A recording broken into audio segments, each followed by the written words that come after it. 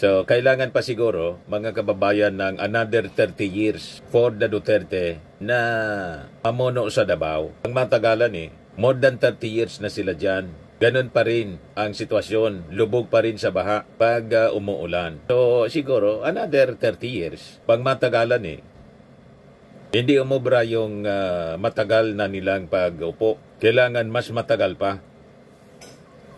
Kawan niya, Mr. Maribel. So, ibig sabihin, nagpagmatagalan, permanent solusyon. Yun nga po. So, ang ibig sabihin, yung in-implement nila, 30 years na umupo, labi. More than 30 years silang umupo bilang mga officials ng Davao. Hindi nila nagawa yung pangmatagalan na solusyon.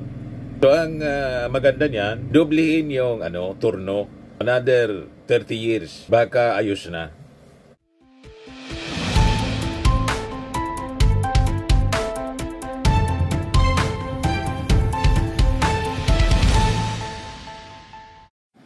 Hello po mga kababayan, si Dante Maravillas, Bicolano vlogger, broadcast journalist from Albay. Sabi ni Sara Duterte, yung kanyang tatay si Digong, kasi pumunta sila lahat doon, request daw ni Digong na lahat sila, si Kitty, si Pulong, si Baste, sabay-sabay na pumunta po. Siguro may kung anong agenda ahead mga kababayan ng September 23 hearing. Confirmation hearing ng kanyang kaso na crimes against humanity. Ngayon, sa kanilang pag-uusap, advance masyado yung pagmi-meeting nila. Baka may ibang mga agenda. Anyway, basta ang sinabi daw ng kanyang tatay, extremely proud si Digong kapag ka-archive ng impeachment case laban sa kanya. Sara Duterte, Dad extremely proud after impeachment case archive. She clarified, however, that she had not personally discussed the matter with him, kundi yung kanyang kapatid na si Kitty ang nagsabi sa kanilang tatay about the case.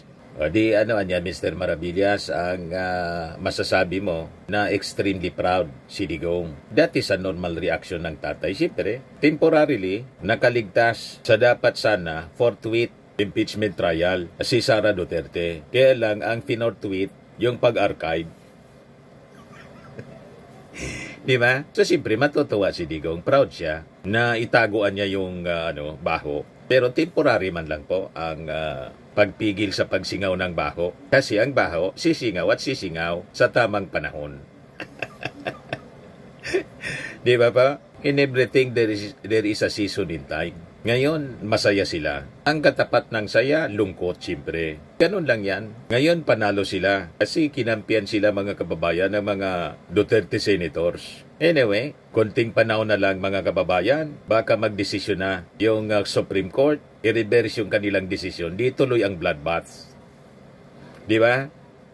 Pero alimbawa, tuluyan ng paboran yung technicality. Hindi man po merito ng kaso yon. Technicality, constitutionality ng impeachment, articles of impeachment, ang kini-question doon. Walang pinawalang sala. Mismo yan galing sa desisyon, statement ng Supreme Court. Alimbawa pa, pinanindigan ng Supreme Court yung nauna nilang desisyon na ang constitutional. It is only a matter of time mga kababayan. Pag Pebrero, after February 6, pwede na naman pong i-file yung impeachment. Tuloy pa rin ang impeachment. Kasi hindi man po titigil yung mga congressmen natin na hindi lumabas ang katotohanan sa paggastos mga kababayan ng pera ng bayan, ng kanyang confidential funds, in other crimes as enumerated po doon sa 7 articles of impeachment. Kaya kumbaga mga kababayan, nadili lang yung paghahanap natin ng katotohanan. Ngayon, nang tanungin kung bakit sila pumunta doon, lahat ng mga anak, sabi ni Sara, na-requestan niya ng aking tatay na sabay-sabay sila na pumunta sa Dahig para makausap sila ng personal. Habang yung Davao City, mga kababayan, lubog sa baha. Yan sabi dito sa balita. Yan report mula po sa Abante News Tonight. 265 na lugar sa Davao City, lubos na apektado ng pagbaha. Yan August 28, 2025. Effective yung flood control po sa Davao City. Gamit na gamit Tama yung paggamit ng 51 billion na pork barrel fund ni Pulong. Di ba? Kitang-kita na maganda yung implementation po.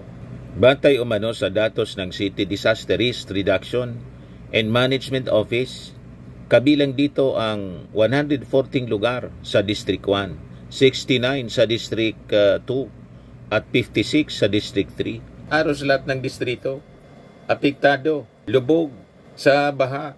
You see, binigyang din naman ni City Engineering Office Officer in Charge Janice Lois Esparcia sa sesyon ng City Council ang kahalagahan ng pangmatagalang solusyon para maiwasan ang mga pagbaha.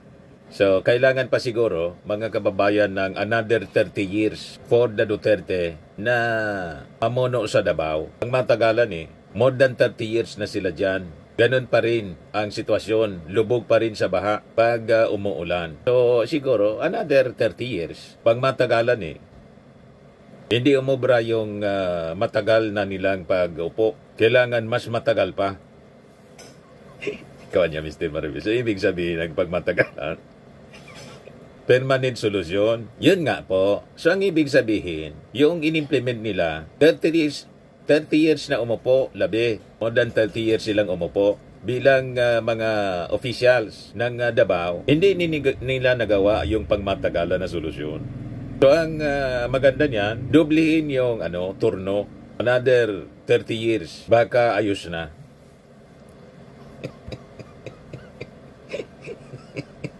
Di ba? Magkaisip na sila ng pagmatagalan. Kasi yung 30 years, hindi nakaisip sila ng pagmatagalan na solusyon. Dagdagan natin ng another 30 years para mahanapan ng pagmatagalan.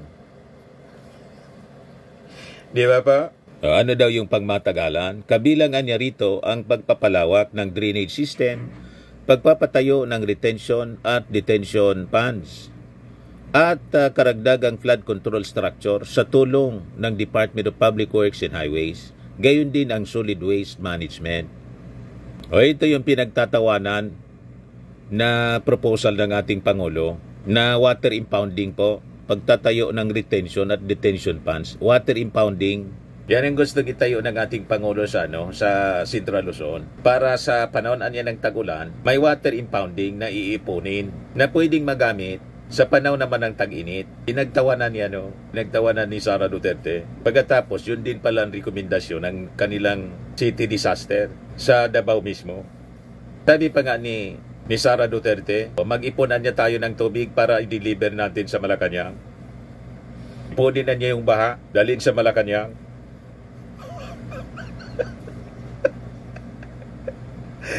Kita ninyo mga kababayan. Pagkatapos, kukopyain pala ninyo ang paglalagay ng water impounding. Iba lang ninyo yung tawag niya, pagtatayo ng retention at detention ponds at karagdagang flood control structure sa tulong ng DPWH. Gayon din ang solid waste management. So, ang ibig sabihin, sa loob po ng more than 30 years na pamumuno ng mga Duterte sa Davao, hindi nila yun nagawa. Naging presidente na si Digong. Vice President si Sara Duterte ngayon. Hindi nila nagawa. At nung panahon ng kanilang tatay, ni Digong, si Pulong, 51 billion yung pork barrel in 3 years. Hindi nila nagawa. Ngayon nilang naisip lang, mga kababayan, yung sinasabing pagmatagalang solusyon. Kailangan talaga extend pa ang turno nila ng another 30 years hanggang sa kaapo-apuan. Siguradong magagawa na nila yan. Lalo pag naging presidente na si Sara. Ayos pa. O ngayon, may sinasabi si Sara Duterte. Approve niya daw, mga kababayan, yung lifestyle check order ng ating Pangulo. Sabi niya rito, dapat deep dive. Tama ka po. Dapat talaga deep dive. Kasi sa Davao po, hanggang ngayon, malalim yung baha. Kailangang i-deep dive ang investigasyon and lifestyle check sa mga opisyal. At dapat kasama yung mga Davao officials, district, yung district engineer, yung congressman, director ng DPWH kasi billion-billion yung allocation ng pork barrel na para sa distrito. Pero malalim pa rin ang baha. Anyway, mangyayari yan na deep dive mo. Kasi pinag-utos na ng ating Pangulo na simulan ang lifestyle check sa mga opisyal ng gobyerno, lalo na sa DPWH muna. Siguradong kasama yung district engineer ninyo dyan at mga contractors na nag-implement ng mga projects. Intay-intay ka lang. Hindi man pwedeng selective lang. Inuna muna ng ating Pangulo yung dito sa Luzon. Pero nakarating na din siyang Iloilo sa inspeksyon. Sunod niyan, diyan naman po sa Mindanao. At malamang sa malamang kasama ang Davao. Tama? Yan sabi ni Sara. Deep dive anya and go beyond the usual review ng Statement of Assets, Liabilities, and Net Worth or SALN ng mga public officials. Yun nga sana ang purpose ng impeachment trial para makita yung mga bank accounts po ninyo. Kaya lang, technical po ninyo sa Supreme Court. Sabi ninyo, bloodbath. Yun pala, archive. At proud pa si Digong na na-archive. Hindi na bulatlat, forthwith, yung mga bank accounts po ninyo. Yun na sana. Kaya, duda tayo palagi sa mga statements po ninyo. Approve ninyo itong lifestyle check. Yan nga walang tigil ninyong pagbiyahe sa abroad, lalo na dyan sa Dahig. At kayo po, alampasan pa ninyo yung number of foreign trips ng ating Pangulo. 5 pa lang yung ating Pangulo. Naka-11 na kayo. O ngayon, sabi ninyo, walang pondo ng gobyernong ginagamit kayo. Pribadong funding. Ang tanong, saan galing yan na pribadong funding? Nasa estimate po, sa isang biyahe nga lang, papuntang Europe, 1 million ang gastos sa pamasahe lang ng bawat isa. Yung hotel accommodation, yung pagkain, yung support sa mga nagrarally. Saan galing yon? Alangan man sa sweldo ninyo. Magkano ba ang sweldo ng mayor, ng vice presidente, ng congressman per month? Di ba? So sabi ni Sara, yung pag-check niya should also extend to appointed government officials. Oo, dapat lang. At hindi lang yung elected public officials. Pati yung mga appointed public officials at hindi lang yung on the surface na sasabihin natin kung ano yung nasa SALN. Dapat deep dive. Magdi-deep dive na sana doon sa impeachment trial. Pinigil po ninyo. Bubuksan na sana. Pwedeng buksan doon. Yung mga bank accounts ninyo po. Bakit ninyo pinigil? Double talk Iba yung sinasabi sa ginagawa. Dapat pangunahan sana ninyo. At yung impeachment trial, yun ang unang pamamaraan sana na maniwala kami na yung sinasabi ninyo totoo. Leadership by example dapat. Mauna kayo.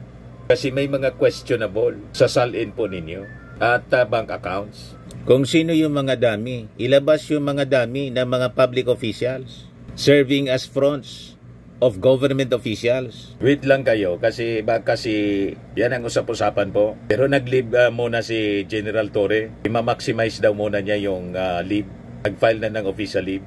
Ang usap-usapan, baka ilagay na head ng task force o maging anti-corruption SAR, itong si General Torre. Tingnan na lang natin kung totoo yung mga usap-usapan, mga kababayan, after na masibak si General Torre. Kung siya ang mangunguna sa mga pag-imbestiga or independent commission na iniisip po para imbestigahan itong mga korupsyon na nangyayari sa gobyerno, lalo na dito po sa flood control projects. Sabi ni Sherry Pailma, hindi na kailangan ang suwestyon mo, BP. Mas magaling pong gawin mo, magboluntaryo kang magpa-lifestyle check. Baka sakaling kabiliban ka namin. Pag ginawa mo yon, sabi ni Arturo Tolentino, ingat ka PBBM, baka bodolin ka ng galit po. Sabi ni Manuel Gloton, deep dive, wow, improving na range ng vocabulary and phrases ni Madam. Tuloy mo lang yan. Sabi ni Amor Tapiador, dapat ikaw inuuna. Sabi ni Nasi John, deep dive, ayaw pabuksan bank account niya sa impeachment. Lahat baliktad po. Yung Bloodbath Archive. Ngayon naman, deep dive. Di ba pa? Mga kababayan, masanay na po tayo. Kaya sa akin, yung deep dive, kasi malalim yung baha, literal na lang na interpretation. Despite sa bilyon-bilyon na pork barrel na ginasto sa distrito nila, malalim pa rin ang baha. Kaya kailangan ng deep dive. Kasi malalim yung mga bulsa ng mga opisyal. Di ba? Napakalalim ng bulsa. Yan o. Ba sa Davao. Kaya sabi ni Pahoy Dulnoan Viena, sana punta ang 51 billion na flood control ni Pulong Duterte. Sabi ni Bleskid, kala ko ba maganda sa Davao? Sabi ni RCA ko, sana punta flood control dyan sa Davao. Sabi ni Ilorde, sana budget ng flood control dyan sa lugar na yan. Ang kontraktor dyan halos mga kamag-anak ni Bungo. Sabi ni Riley Abunda, inspeksyonin na yan, Mr. President, nasa ng flood control project. Sabi ni Dennis, pinangbayad na sa sobrang daming abogado sa dahig. Sabi ni Hatsi, imbestiga na kung saan napunta ang 52 billion ni Pulong para sa flood control, lalong tumindi ang baha. Baka nasa bank account o nauwi sa ghost project na tapos na pero walang ginawa. Sari-sari yung mga reactions sa mga netizens, mga kababayan.